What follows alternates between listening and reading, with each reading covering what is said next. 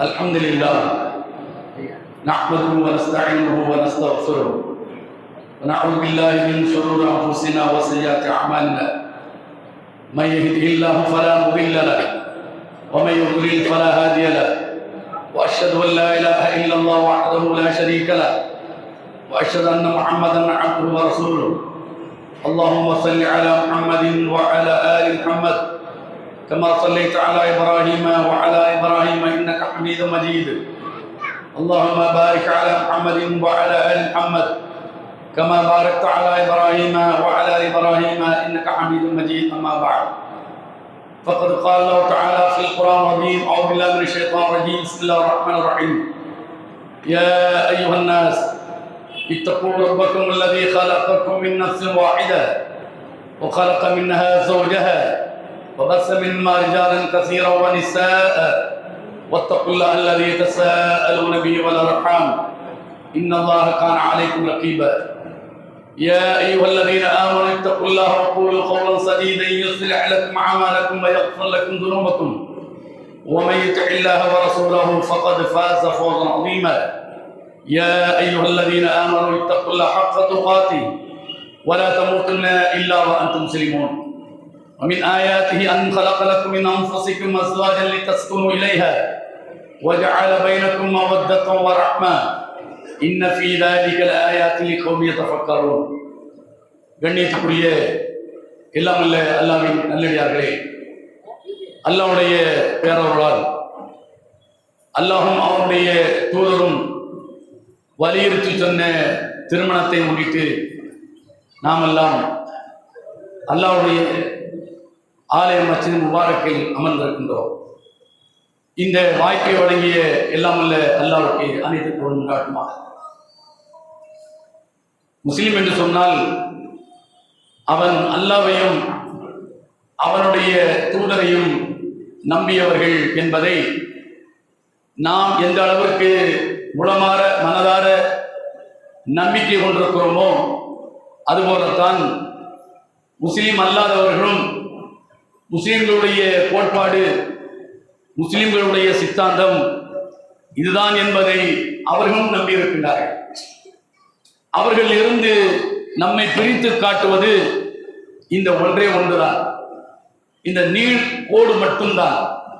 லா இலாஹ இல்லல்லாஹ் முஹம்மதுர் ரசூலுல்லாஹ், வணங்கப்படுவதற்குரியவன் அல்லாஹ் மட்டும்தான். உலகில் எதற்கும் எவற்றுக்கும் எந்த சக்தியும் இல்லை, அத்தனையும் அல்லாஹ்வால் இந்த பிரபஞ்சத்தில் படைக்கப்பட்டது. அது எதாக இருந்தாலும் எவராக இருந்தாலும் எத்தகைய உச்சத்தில் அவர்கள் இருந்தாலும் அல்லாஹ்வுடைய பார்வையில் அவர்கள் அத்தனை பேருமே படைக்கப்பட்டவர்கள். அந்த அல்லாஹ்வை சொல்லித் தருவதற்கு இறுதியாக அனுப்பப்பட்டவர் தான் அல்லாஹ்வுடைய தூதர் முஹம்மது நபி ஸல்லல்லாஹு அலைஹி வஸல்லம் அவர்கள். இதைத்தான் கலிமா என்று முஸ்லிம்கள் சொல்லிக்கொண்டு அதையே உளமாற அவர்கள் ஒத்துக்கொண்டு வார்த்தைகளால் வெளிப்படுத்தி தங்களை முஸ்லிம் என்று பிரகடனப்படுத்தி இந்த உலகில் வாழ்ந்து கொண்டிருக்கின்றார்கள். நாம் வாழ்ந்து கொண்டிருக்கிறோம். நமக்கு இஸ்லாத்தை சொல்லித்தர வந்த அல்லாஹ்வுடைய தூதர் அவர்கள் வெறுமனே தொழுகை, நோன்பு, ஜக்காத், ஹஜ் என்பதை மட்டும் சொல்லி தந்துவிட்டு செல்லவில்லை. வாழ்க்கையினுடைய அனைத்து அம்சங்களையும் அவர்கள் நமக்கு மிக தெளிவாக சொல்லி தந்ததோடு செய்து காட்டியதோடு வாழ்ந்து முன்மாதிரியாக விட்டு சென்றார்கள். ஆதலால் தான் மறுமையை பற்றிய சிந்தனை, அல்லாஹ்வை பற்றிய நம்பிக்கை உங்களுக்கு இருக்கும் என்று சொன்னால் அல்லாஹ்வுடைய தூதரிடத்தில் அழகிய முன்மாதிரி இருக்கிறது என்று அல்லாஹ் குர்ஆனிலே குறிப்பிடுகிறார். லக்கத் கான லக்கும் ஃபீ ரசூலில்லாஹி உஸ்வத்துன் ஹஸனா லிமன் கான யர்ஜுல்லாஹ வல் யௌமில் ஆகிர் வ தக்கரல்லாஹ கஸீரா. லக்கத் கான லக்கும் ஃபீ ரசூலில்லாஹ், இந்த அல்லாஹ்வுடைய தூதரிடத்தில் உஸ்வத்துன் ஹஸனா என்று அல்லாஹ் சொல்கிறார். அழகிய முன்மாதிரி இருக்கிறது. வேறு எந்த தலைவனையும் இப்படி நீங்கள் சொல்லவே முடியாது. வேறு எந்த சீர்திருத்தவாதியையும் முன்னிறுத்தி இவரை போன்று நீங்கள் வாழுங்கள், இவரிடத்தில் உங்களுக்கு அனைத்துக்குமான முன்மாதிரி இருக்கிறது என்று எவரையும் நீங்கள் முன்னிலைப்படுத்தவே முடியாது. காரணம், அவர்கள் அந்த புறத்தில் ஒரு மாதிரியும் வெளிப்புறத்தில் வேறு மாதிரியுமான வாழ்க்கையை அவர்கள் வாழ்ந்து கொண்டிருக்கக்கூடியவர்கள். அல்லாஹ்வுடைய தூதரின் வாழ்க்கை அப்படி அல்ல. அத்தனையுமே திறந்த புத்தகம். அல்லாஹ்வுடைய தூதரின் மனைவி ஆயிஷா ரலியல்லாஹு அன்ஹா அவர்களிடத்தில் வந்து நபி தோழர்கள் கேட்கின்றார்கள். நபியுடைய வாழ்க்கை மனைவிடத்தில் தான் கேட்டு தெரிந்து கொள்ள முடியும். அந்த புற வாழ்க்கையை குறித்து நண்பனிடத்தில் கேட்க முடியாது, உறவிடத்தில் கேட்க முடியாது, ஊராரிடத்தில் கேட்க முடியாது. அந்த புற வாழ்க்கையை அவனோடு கூடி குலாவக்கூடிய மனைவிடத்தில் கேட்டால்தான் அவனுடைய லட்சணம் என்ன என்பது தெரியும். அதைத்தான் தோழர்கள் நபியுடைய மனைவி அன்னை ஆயிஷா அவர்களிடத்தில் வந்து கேட்டார்கள். அவர்களுடைய குணாதிசயங்கள் எப்படி, அவர்களுடைய வாழ்க்கை எப்படி என்று கேட்டபோது அன்னை ஆயிஷா அவர்கள் சொன்னார்கள், கான குல்குல் குர்ஆன். அவர்களுடைய வாழ்க்கை குர்ஆனாகவே இருந்தது. குர்ஆனின் ஒரு பக்கத்தில் இருந்து குர்ஆனின் இறுதி பக்கம் என்ன சொல்லப்பட்டிருக்கிறதோ அதுதான் அவர்களுடைய வாழ்க்கை என்பதை ஆயிஷா ரலியல்லாஹு அன்ஹா அவர்கள் சொல்லி காட்டுகிறார்கள்.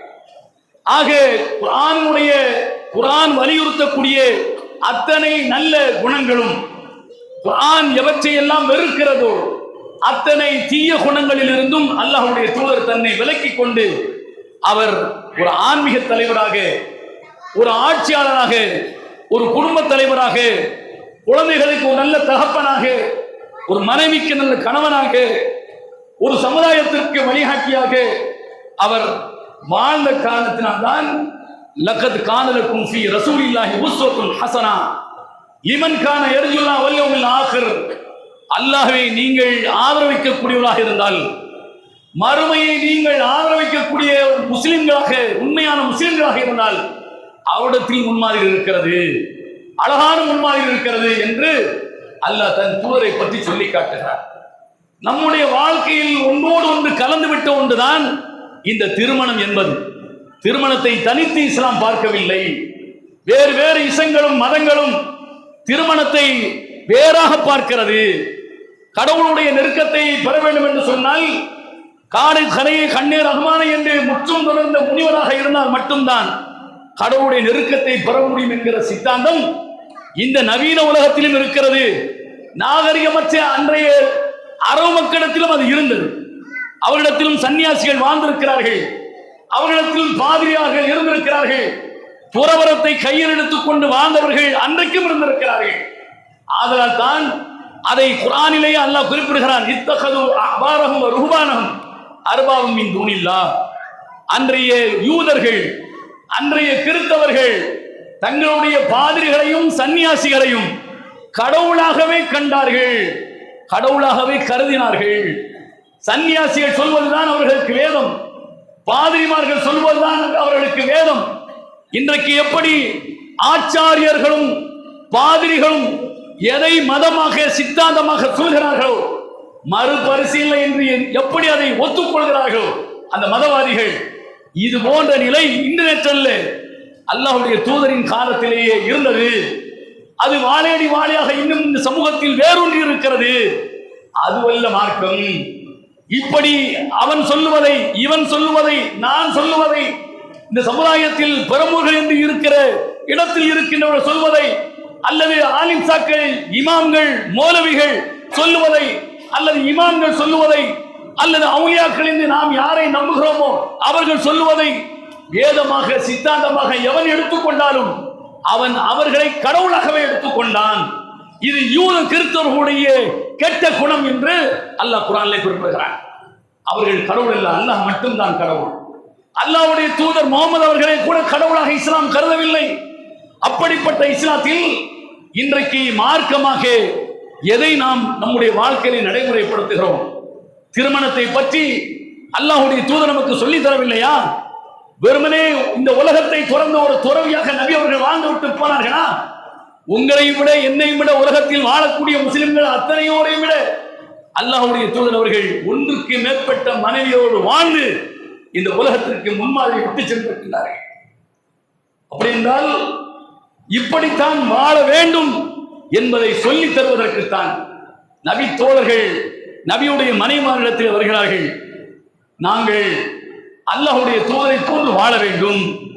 அல்லாஹ்வுடைய தூதர் எப்படி வாழ்ந்தார்கள்? அந்த மனைவியர்கள் சொன்னார்கள், இரவெல்லாம் இறை தூதர் நின்று வணங்குவார், பகலெல்லாம் நோன்பு நோற்பார் என்று நபியுடைய அந்த வாழ்க்கையை குறித்து நபியுடைய மனைவியர்கள் சொன்னார்கள்.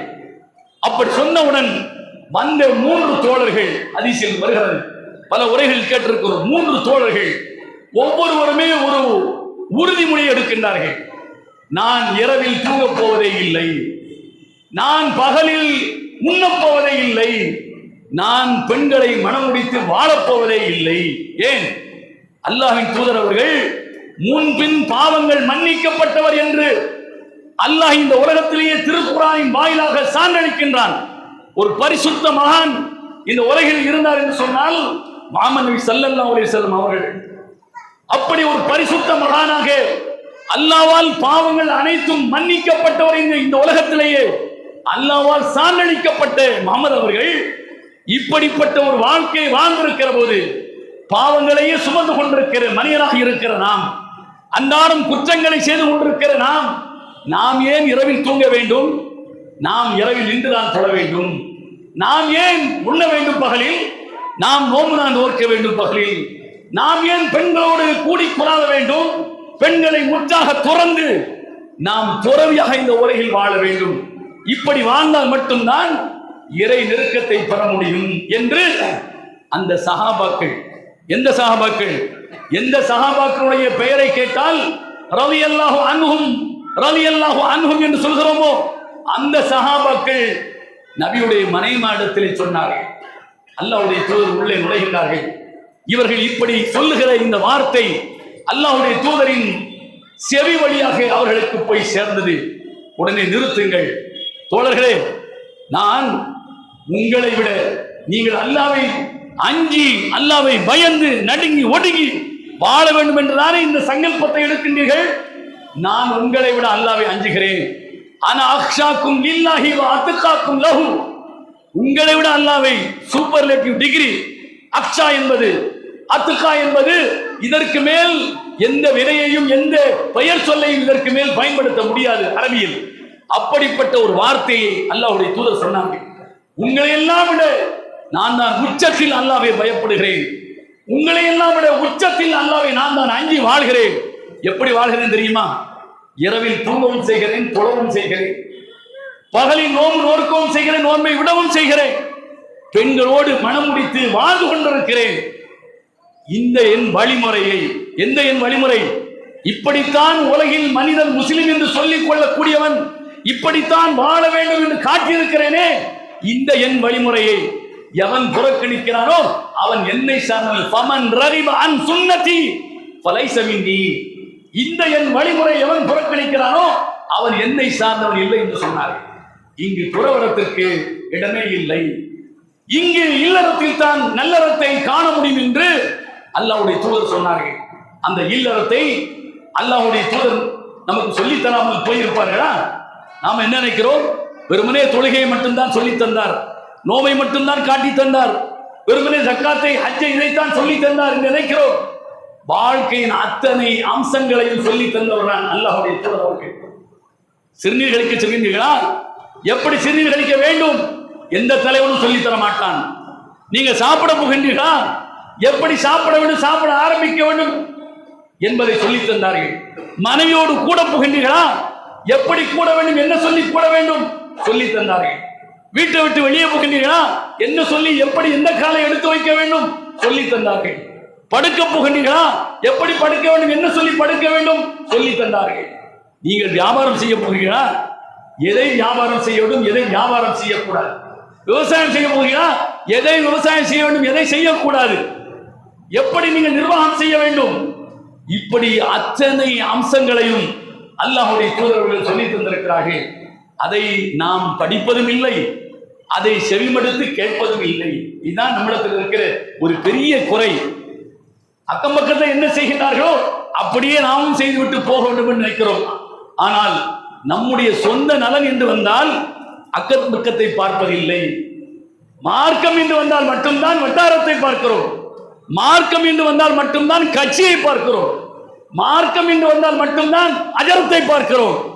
ஆனால் நம்முடைய சொந்த தேவை என்று வந்தால், அதை ஓட்டு விட்டு இடித்து வீடு கட்ட வேண்டும் என்று சொன்னால் பக்கத்தில் உள்ளவங்களா எப்படி வீடு கட்டிருக்காங்கன்னு பார்க்கிறது, அதை விட ஒருபடி மேல எப்படி கட்டுறது என்று பார்க்கிறோம். அங்கு வட்டாரத்தை பார்ப்பதில்லை, குடும்பத்தை பார்ப்பதில்லை, சொந்த பந்தங்களை பார்ப்பதில்லை. என் விருப்பம் எப்படியோ அப்படி, எது எனக்கு சரி என்று படுகிறதோ அது என்று அதையும் நாம் தூக்கி சாப்பிட்டு நாம் விரும்புவதை செய்கிறோம். ஆனால் மார்க்கம் என்று வந்துவிட்டால் காப்பி அடிக்கிறோம். அல்லாஹ்வுடைய தூதர் இந்த விஷயத்தில் என்ன சொல்லி தந்தார்கள் என்று என்றைக்காவது யாரிடத்தினால் நாம் கேட்டிருப்போமா? அது குறித்து நாம் படித்திருப்போமா? அது குறித்து அறிந்து கொள்வதற்கு என்றைக்காவது நேரம் தந்திருப்போமா? இல்லை. இதுதான் நம்மிடத்தில் இருக்கக்கூடிய மிகப்பெரிய குறை. ஆதலால் தான் இன்றைக்கு திருமணம் என்பது சமுதாயத்தில் மலையை கட்டி இழுக்கக்கூடிய ஒரு மாபெரிய காயமாக இன்றைக்கு கருதப்படுகிறது. அதிலும் குறிப்பாக பெண்ணை பெற்றவன் என்றால் இந்த சமுதாயத்தில் அந்த பெண்ணை அவன் கரை சேர்க்கிற வரை அவனுக்கு தூக்கமும் கிடையாது, அவனுக்கு நிம்மதியும் கிடையாது என்கிற நிலையை இந்த சமூகத்தில் ஏற்படுத்தி இருக்கிறோம் என்று சொன்னால் இது யாருடைய தவறு? அல்லாஹ்வுடைய தவறா? அல்லாஹ்வுடைய தூதருடைய தவறா? இல்லை. அத்தீன் யுஸ்ர். அல்லாஹ் குர்ஆனில் சொல்கிறான், நபி அவர்கள் சொல்கிறார்கள், மார்க்கம் என்பது மிக எளிது, மிக எளிமையானது. அல்லாஹ் குர்ஆனில் சொல்கிறான், மிக எளிமையான இந்த மார்க்கத்தை நாமவே நம்முடைய கைகளால் அதை மிக கடினமாக ஆக்கிக் கொண்டோம். அவனவன் பலத்தை இந்த திருமணத்திலே காட்டுகிற அளவிற்கு மிகப்பெரிய பயில்வான்களாக இன்றைக்கு இந்த சமுதாயம் போய்கொண்டிருக்கிறது. எளிதில் நடத்த வேண்டிய ஒன்றை மிக கடினமாக்கி கொண்டதற்கான அத்தனை பாவங்களுக்கும் அல்லாஹ்விடத்தில் நீங்கள் பதில் சொல்லித்தான் ஆக வேண்டும். அல்லாஹ்வுடைய தூதரை வழிகாட்டியாக முஹம்மது ரசூலுல்லாஹ் என்று ஏற்றுக்கொண்டதற்கு பிறகு நிச்சயமாக அதற்கு அல்லாஹ்வுடைய தூதர் பொறுப்பே அல்ல, நாம் செய்யக்கூடியதற்கு நாம் தான் பொறுப்பு என்பதை மனதில் கொண்டு திருமணம் என்பது என்ன என்பதை சுருக்கமாக இங்கு நான் சொல்லிக்காட்ட கடமைப்பட்டிருக்கிறேன். 4ஆம் அத்தியாயத்தில் திருமணம் என்பது ஒப்பந்தம் என்று அல்லாஹ் சொல்கிறான். வஅகதுன மின்கும் மீசாகன் கலீலா என்று அல்லாஹ் சொல்கிறான். அந்த பெண்கள் உறுதியான உடன்படிக்கை எடுக்கிறார்கள், பெண்கள் உறுதியான உடன்படிக்கை எடுக்கிறார்கள் என்று அல்லாஹ் குறிப்பிடுகிறான். எப்படி உடன்படிக்கை எடுக்க வேண்டும்? லா நிக்காஹ இல்லா பி வலியின். நபி அவர்கள் சொல்கிறார்கள், வலி இல்லாமல் திருமணம் செல்லாது என்கிறார்கள். வலி இல்லாமல் திருமணம் செல்லாது. அப்ப இங்கு வலி என்கிற பெண்ணை பெற்றவன் அல்லது பெண்ணை பெற்றவன் இல்லாத போது அடுத்த இடத்தில் இருக்கின்றவன் அவன் பொறுப்பாளனாக இருந்து இந்த பெண்ணின் சார்பாக தனக்கு பிறந்த பிள்ளையின் மகளின் சார்பாக அவன் ஒரு ஒப்பந்தத்தை மணமகளிடத்தில் எடுக்க வேண்டும். ஏன்? ஆணில் பாதிதான் பெண், ஆணுக்கு நிகர் பெண் அல்ல, ஆணில் பாதி என்றுதான் குர்ஆன் சொல்கிறது. 4ஆம் அத்தியாயம் 11ஆம் வசனத்தில் அல்லாஹ் குறிப்பிடுகிறான்.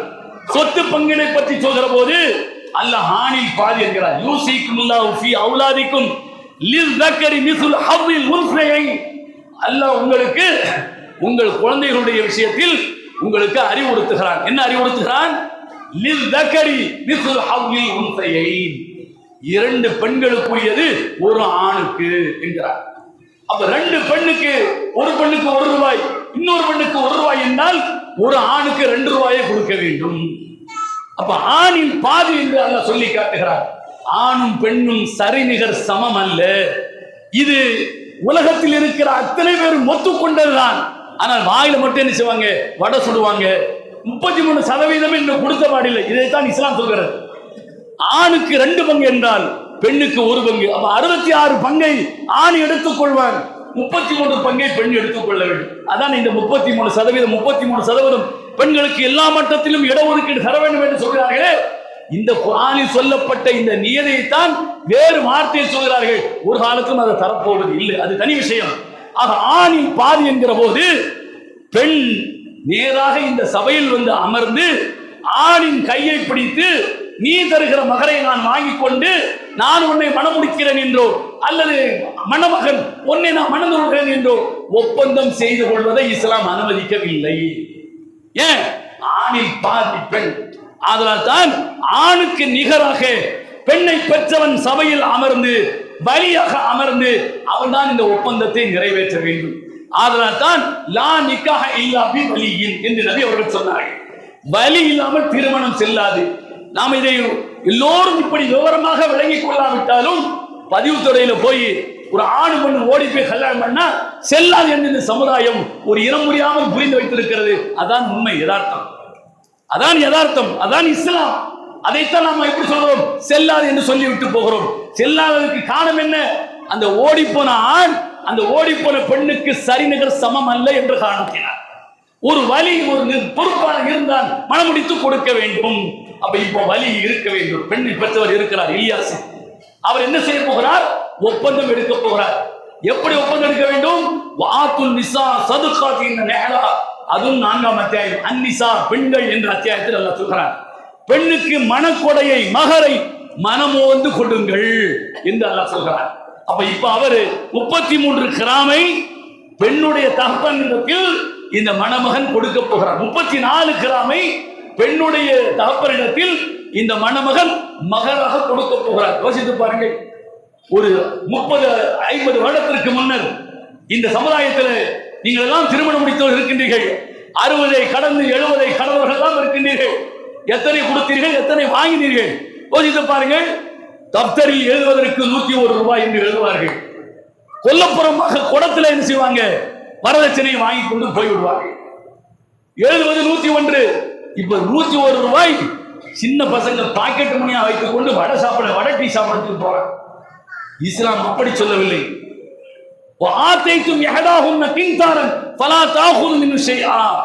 பொற்குவியலையே பெண்ணுக்கு மகராக கொடுத்தாலும் அதை திருப்பி வாங்கக்கூடாது என்கிறார். அப்ப நீ கொடுக்க வேண்டியதை அள்ளி கொடுக்க வேண்டும். அதை பெண்ணை பெற்றவன் மனதார வாங்கிக் கொள்ள வேண்டும். இந்த ஒரு கொடுக்கல் வாங்க நடக்கிறது. எதற்கு பகரமாக? இந்த பெண்ணை, இந்த ஆணுக்கு பெண்ணை பெற்றவன் தாரை வார்க்கிற காரணத்தினால், அவன் பரிமாற்றம் செய்கிற காரணத்தினால், அதற்கு ஈடாக பெண் ஒத்துக்கொள்ளக்கூடிய மனக்கொடையை இந்த பெண்ணின் பெற்றவன் வலி பெற்றுக்கொள்ள வேண்டும். அதைத்தான் 34 கிராம் தங்கமாக அவர் பெற இருக்கிறார். இந்த ஒப்பந்தம் கொடுக்கல் வாங்கலை சபையோர் சாட்சியாக இங்கு நடத்த போகிறார்.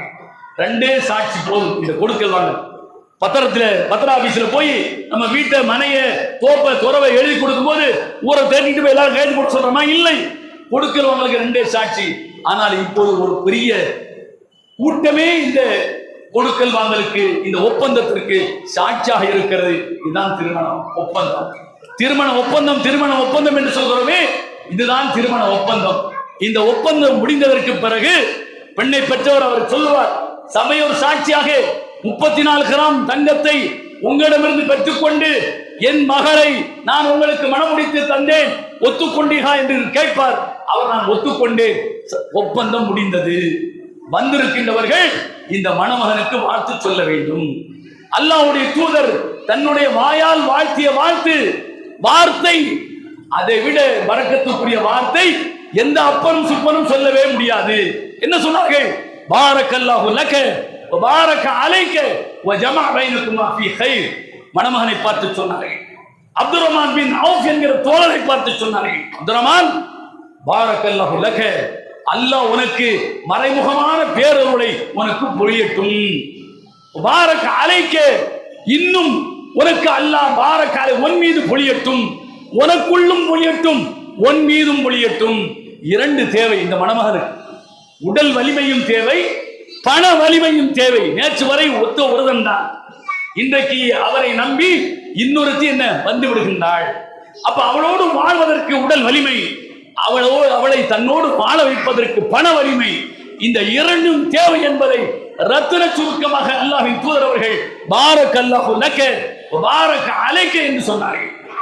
பிறகு வ ஜமஅ பைனகுமா ஃபீ கைர், உங்கள் இருவரையும், ஆணையும் பெண்ணையும், கணவனையும் மனைவியையும் நல்ல விஷயங்களில் ஒன்றிணைப்பானாக என்று நபி அவர்கள் வாழ்த்தினார்கள். இன்னைக்கு நம்ம எப்படி வாழ்த்துறோம்? அஜரத்தை கூட்டு வந்து, அவங்க கட்சி சாய்பை கூட்டு வந்து, அவங்க கட்சி பேசி இமாமை கூட்டு வந்து, பேசாத இமாமா ஆக்கி அவர் என்ன செய்வாரு? அல்லாஹ்மா அள்ளி கூத்து பைனகுமான இருந்து, ஆதவல இருந்து ரசூல்லா வரைக்கும், ஃபாத்திமா வரைக்கும் சொல்லி ஆரம்பிச்சு முடிச்சுவார்.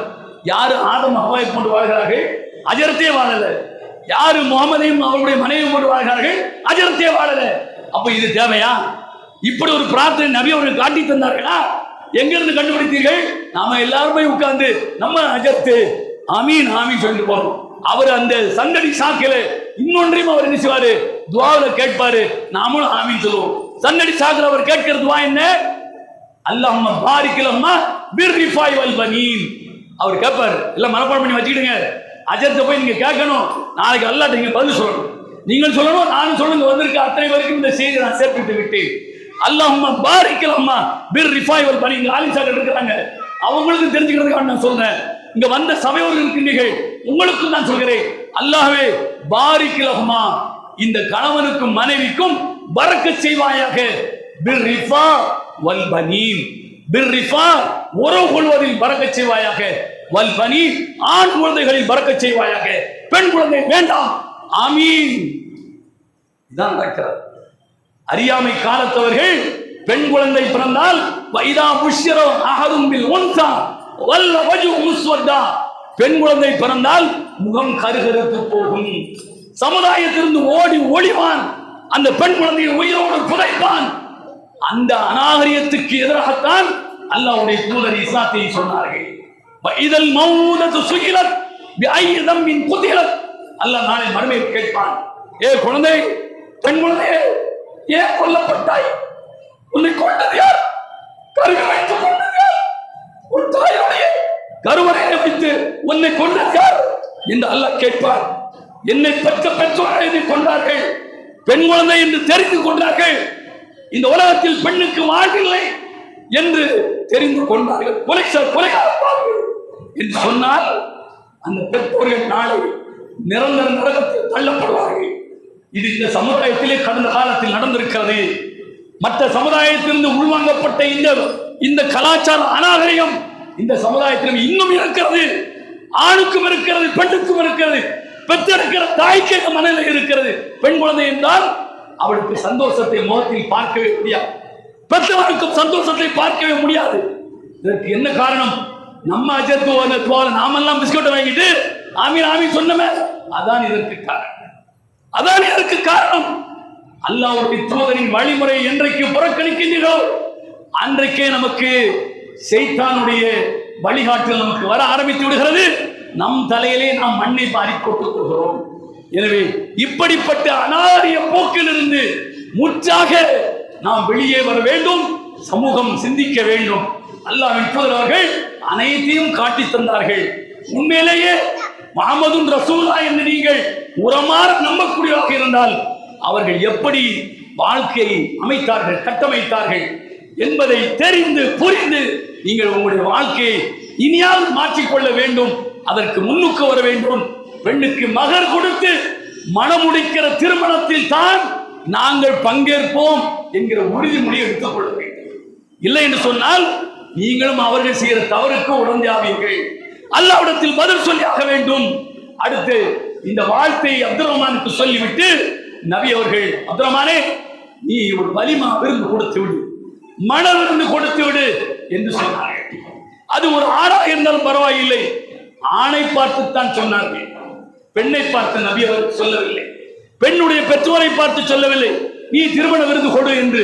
ஆனா இன்னைக்கு என்ன சமுதாயத்திலே ஆம்பளை வீட்டுல மாப்பிள்ளை வீட்டுல 3 அண்டா காய்ச்சுறாங்களா, நானும் 3 அண்டா காய்ச்சுவேன். ஏன் குடும்பம் பெரிய குடும்பம், ஊரெல்லாம் போய் நான் சாப்பிட்டுருக்கேன், அவங்களுக்கு எல்லாத்துக்குமே நான் சாப்பாடு போடணும் என்ற இந்த போக்கு சமூகத்திலே இருக்கிறது. விருந்தை மணமகனுக்குத்தான் விதியாக்கினார்கள், வலியுறுத்தினார்கள். அவன் சக்தி தீர்மானிக்கும் எத்தனை பேருக்கு எப்படி சாப்பாடு வைக்க வேண்டும் என்று. அவன் சாப்பாடு வைத்துக் கொள்ளட்டும், அதற்கு அனுமதி இருக்கிறான். பெண்ணை பெற்றவன் மன விருந்து என்கிற பெயரில் விருந்து வைப்பதற்கு அனுமதியே இல்லை. எல்லாம் சொல்லிட்டீங்க. இப்ப இல்லையாசு இன்னைக்கு சாப்பாடு வைக்கிறாரு, இந்த சாப்பாடு அவங்க குடும்ப சங்கத்தோடு இன்னைக்கு சாப்பாடு, இந்த சாப்பாடு மணமகனுடைய சார்பாக வழங்கப்பட்ட சாப்பாடு. இதற்கு மாற்றாக இருந்தால் யார் வேண்டுமானாலும் என்னிடத்தில் இருந்துச்சு சொல்லலாம். முழுக்க மணமகனுடைய சார்பாக அவருடைய குடும்பத்தாருக்கு அவர் வைத்துக் கொள்ளட்டும், இதுவும் மணமகன் கொடுத்த சாப்பாடு தான். எனவே இப்படி இந்த விருந்திலும் கூட நம்முடைய பார்வை நேரிய பார்வையாக இருக்க வேண்டும். இதெல்லாம் இல்லாததால் தான் பெண்ணை பெற்றவன் யோசிக்கிறான், பெண்ணை பெற்று விட்டோமே, எப்படியடா இவளை கரை சேர்க்க போகிறோமே. ஏன் ஆண் வாங்கி தின்கிற நிலைக்கு ஆணுடைய பெற்றோர்களும் ஆணுடைய மனதை நாம் உண்டாக்கி விட்டோம். கரும்பு நின்ற கூலியார் என்கிற அடிப்படையில் பெண்ணை சுவைக்கின்ற அனுபவிக்கின்ற ஆண் அவரிடத்திலிருந்து உன்னை அனுபவிப்பதற்கு எவ்வளவு தருவாய் என்று கேட்டு வாங்கி தின்னுகின்ற அந்த ஈன பிறவி புத்தி சமூகத்தில் இருக்கிறது. இது இஸ்லாம் சொன்னதல்ல என்பதை புரிந்து நாம் நம்முடைய நடவடிக்கைகளை மாற்றி அமைத்துக் கொள்ள வேண்டும் என்று நல்ல சந்தர்ப்பத்திலே நான் கூறி என் வார்த்தைகளை பிடித்துக் கொள்கிறேன். இப்போது பெண்ணை பெற்ற தகப்பன் 34 கிராம் தங்கத்தை தன்னுடைய மணமகனிடத்திலிருந்து பெற்றுக்கொண்டு சபையோரை சாட்சியாக்கி இந்த ஒப்பந்தத்தை அவர் செய்து வைப்பார். இந்த ஒப்பந்தத்தை அந்த ஆண் மணவன் ஒத்துக்கொள்வார். ஒத்துக்கொண்டதற்கு பிறகு வந்திருக்கின்றவர் அனைவரும் அல்லாஹ்வின் தூதர் வார்த்தையால் வாயால் வாழ்த்திய வார்த்தை, அந்த வார்த்தையை நீங்கள் வாழ்த்த வேண்டும் என்று கேட்டு முடித்துக் கொள்கிறேன். எல்லா பொருளும் இறைவனுக்கு வாகிறது. அல்ஹம்துலில்லாஹி ரப்பில் ஆலமீன்.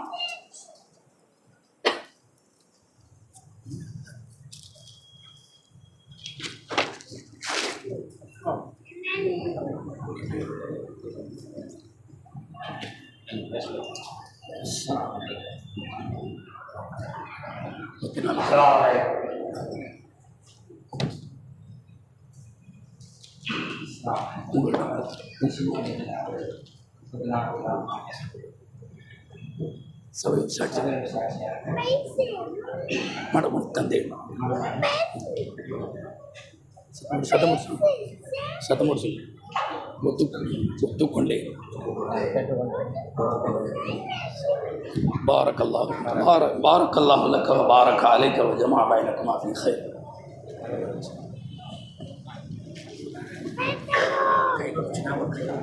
अच्छा